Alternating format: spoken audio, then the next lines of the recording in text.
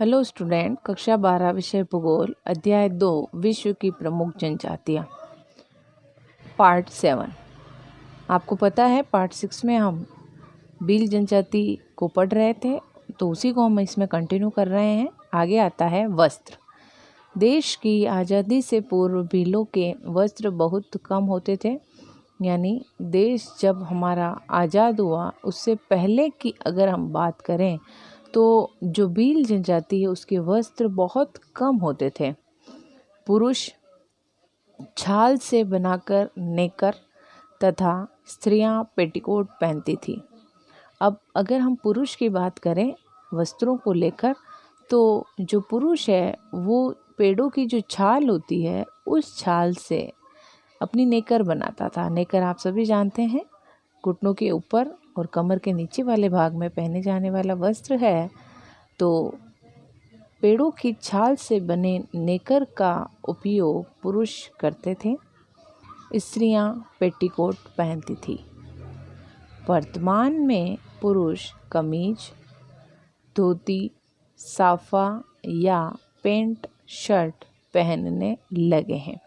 अब हम अगर वर्तमान की बात करें तो वर्तमान में जो भील जाति के पुरुष हैं वो कमीज और धोती पहनते हैं। ये बहुत ग्रामीण क्षेत्र में पहने जाने वाला वस्त्र है जो आप सभी जानते हैं। तो धोती कमीज के साथ में सर पर साफा पहना जाता है, उसका उपयोग करते हैं, या फिर पैंट शर्ट पहनने लग गए हैं। तो वर्तमान में या तो ये कमीज धोती साफा पहन रहे हैं या फिर पैंट शर्ट पहन रहे हैं। आगे स्त्रियों की बात करें तो स्त्रियां घाघरा, कांचली, लुगड़ी पहनती है। तो स्त्रियां जो है घाघरा, कांचली और लुगड़ी का उपयोग कर रही है। लड़के लंगोट पहनते हैं। लंगोट मैंने आपको पहले समझा दिया है। तो लड़के जो होते हैं बच्चे वो लंगोट पहनते हैं, लड़कियां घाघरी ओढ़नी पहनती है। भील चांदी, पीतल, जस्ता व निकल से बने आभूषण पहनते हैं। अगर हम बात करें यहाँ भील की कि कौन से आभूषण पहनते हैं, तो भील जो जाति है वो चांदी, पीतल, जस्ता और निकल से बने हुए आभूषणों का उपयोग कर रही है। भील स्त्रियां अपने आप को लाख व कांच की चूड़ियों से सजाती व संवारती हैं। तो भील जो स्त्रियां होती है, यहाँ आभूषण तो हो गए चांदी, पीतल, जस्ता और निकल के, लेकिन वो अपने आप को सजाती किससे है, ये प्रश्न उठता है। तो यहाँ जो भील स्त्रियां हैं वो लाख और कांच की चूड़ियों से, चूड़ियाँ दो प्रकार की होती है, कांच और लाख की, तो उन चूड़ियों से अपने आप को सजाती संवारती है। आगे हम बात करते हैं निवास क्षेत्र की। निवास भीलों के घर बिखरे हुए मिलते हैं। यानी भील जो है एकांकी रूप में रहते हैं, समाज एक साथ नहीं रहता है, बिखरे हुए होते हैं। तो इनके घर दूर दूर स्थित होते हैं, इसलिए बिखरे हुए होते हैं। इनके घरों को कू कहा जाता है। इनके जो घर होते हैं उनको कू कहते हैं। ये प्रायः झोपड़ियों में रहते हैं। तो ये जो भील लोग हैं ये अपने घर के अंदर झोपड़ी बनाते हैं घर के रूप में, और कच्ची झोपड़ी में ये लोग रहते हैं। इनके घरों का निर्माण घास फूस व खपरेल से किया जाता है। तो कच्चे घर किससे बनते हैं? घास फूस और खपरेल से ही बनते हैं। तो घास फूस से तो इनकी दीवारें बनी हुई होती है, तथा जो खपरेल है, खपरेल का मतलब होता है मिट्टी से बना हुआ एक खुरपा जैसा होता है, जिसे हम खपरेल कहते हैं। तो सामान्यतः अगर आप देखेंगे गाँव ग्रामीण क्षेत्र में तो ये खपरेल आपको देखने में मिल जाएंगे। तो इनके घरों का निर्माण जो है वो घास फूस और खपरेल से हुआ है। इनके छोटे गाँव के समूह को फला, बड़े गाँव के समूह को पाल कहा जाता है। अब ये आपको समझना है फला और पाल क्या है। तो इनके जो छोटे छोटे गाँव के समूह होते हैं उन्हें हम फला कहते हैं, और बड़े गाँव के जो समूह होंगे उन्हें हम पाल कहेंगे।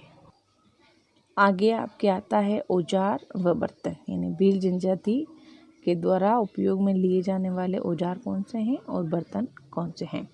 तो यहाँ आएगा औजार के रूप में ये धनुष, बाण, तलवार व खंजर इनके प्रमुख अस्त्र शस्त्र होते हैं। सबसे पहले तो आपको अस्त्र और शस्त्र को समझना है। अस्त्र दूरी पर स्थित शिकार को मारने के लिए या शत्रु से लड़ने के लिए जो छोड़े जाते हैं उन्हें हम अस्त्र कहते हैं। अर्थात ये अस्त्र अपने हाथों से नहीं लड़े जाते, दूर खड़े होकर दूर से वार किया जाता है। और शस्त्र अपने हाथों में लेकर के लड़े जाते हैं। जैसे तीर कमान हो गया तो दूर से लड़ते हैं, वो अस्त्र है। शस्त्र जैसे तलवार हो गया तो तलवार इसके अंदर आएगी। तो धनुष बाण अस्त्र हो गए और तलवार खंजर क्या हो गए, शस्त्र हो गए। तो धनुष बाण, तलवार, खंजर इनके प्रमुख अस्त्र शस्त्र हैं जिनका उपयोग यह करते हैं। बाण दो प्रकार के होते हैं, एक हरियो, दूसरा रोपदो। तो यहाँ आपको याद रखना है हरियो रोपदो क्या है। तो ये बाण जो हैं इनके दो प्रकार के हैं, हरियो और रोपदो। पशुओं को पकड़ने के लिए एक प्रकार का फंदा जिसे फटकिया कहा जाता है काम में लिया जाता है। अब ये अगर पशुओं का शिकार करना चाहते हैं, उनको मारना चाहते हैं तो फटकिया प्रकार के फंदे का उपयोग यह करते हैं जिससे इनका शिकार आसानी से हो जाता है। संपन्न भील बंदूकों का भी उपयोग करने लगे हैं। अब इनके समाज में जो संपन्न भील है वो वर्तमान में बंदूकों का भी उपयोग करने लग गए हैं। भीलों के घरों में मिट्टी से बने बर्तन, मक्का पीसने की चक्की, बांस से बना पालना जरूर पाया जाता है। अब ये कुछ कॉमन चीज़ें हैं जो कि भीलों के घरों में नॉर्मली मिल जाती है। तो इनके घरों के अंदर मिट्टी के बर्तन मिलते हैं, मक्का पीसने के लिए चक्की ज़रूर मिलती है, बांस से बना हुआ पालना इनके घर में ज़रूर मिलता है। अब हम बात करते हैं इनकी समाज और संस्कृति की।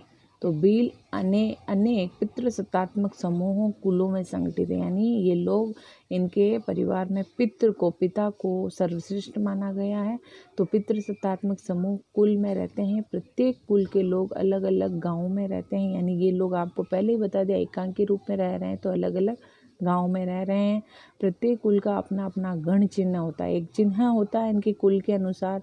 भील युवा हो या वृद्ध इनकी पत्नी जरूर होती है, यानी किसी भी एज में ये लोग हो इनके जरूर पत्नी मिलेगी, चाहे वह सामान्य विवाह से या भगा कर लाई गई हो, यानी पत्नी जरूर चाहिए इन लोगों को। तो चाहे वह सामान्य विवाह जो कि आप जानते हैं नॉर्मली हम देखते हैं वो वाला विवाह हो या फिर भगा कर लाई गई हो। इनमें बहुपत्नी प्रथा भी पाई जाती है, यानी इन भील लोगों के एक से अधिक पत्नी रखने की प्रथा भी हमें देखने को मिलती है। सामान्यतः विवाह का प्रस्ताव वर पक्ष की ओर से आता है। इसमें कन्या का मूल्य देना पड़ता है जिसे हम दापा प्रथा कहते हैं। यानी दापा प्रथा क्या है यह आपको समझना है। नॉर्मली विवाह का प्रस्ताव जो है लड़के वालों की तरफ से आता है और अगर हाँ हो जाती है तो उसके लिए कन्या का कुछ मूल्य, कुछ रुपए उनको देने पड़ते हैं शादी से पहले, और वो दापा प्रथा कहलाती है जो लड़के के पिता द्वारा दी जाती है। गोल गाधेड़ों प्रथा के द्वारा कोई भी युवक शूरवीरता या साहस का कार्य दिखलाते हुए शादी हेतु युवती को चुनने का अधिकार पाता है। यानी इन भी लोगों में एक कंपटीशन होता है गोल गाधेड़ों नाम से। अगर गोल गाधेड़ों के अंदर कोई भी युवक अपनी शूरवीरता और साहस दिखाता है तो वह, अगर उसके अंदर वह जीत जाता है तो वह शादी हेतु युवती को चुनने का अधिकार पा लेता है। यानी युवती एक तरह से स्वयंवर है ये। तो अगर युवती चाहे कि मुझे शूरवीर से शादी करनी है तो वह एक प्रकार से इस गोल गाधेड़ों प्रथा के अनुसार एक कंपटीशन रख सकती है जिसमें बहुत सारे युवक आते हैं, अपनी शूरवीरता दिखाते हैं, जो जीतता है उसी के साथ वह लड़की जो है युवती शादी करती है। ये प्रकृति के पूजक हैं।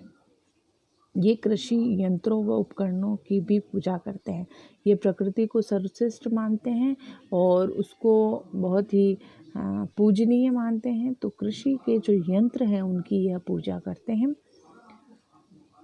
क्योंकि अधिकांश भील कृषक है। मूल रूप से अधिकांश भील जो होते हैं वो कृषक होते हैं, इसीलिए वह इस कृषि को, प्रकृति को पूजक मानकर कृषि यंत्रों की पूजा करते हैं।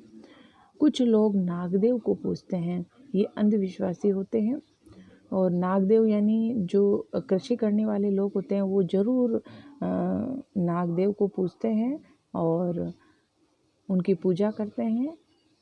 अंधविश्वासी भी होते हैं ये लोग, भूत प्रेतों में विश्वास करते हैं और ये मृतकों का दाह संस्कार भी करते हैं। जो लोग इनके यहाँ मर जाते हैं उनका दाह संस्कार भी करते हैं। आगे आपको स्क्रीन पर ऊपर एक अभ्यास प्रश्न नज़र आ रहा है। भील जनजाति के निवास क्षेत्र, अर्थव्यवस्था व सामाजिक रीति रिवाजों का वर्णन कीजिए और आपको ये लिखकर याद करना है।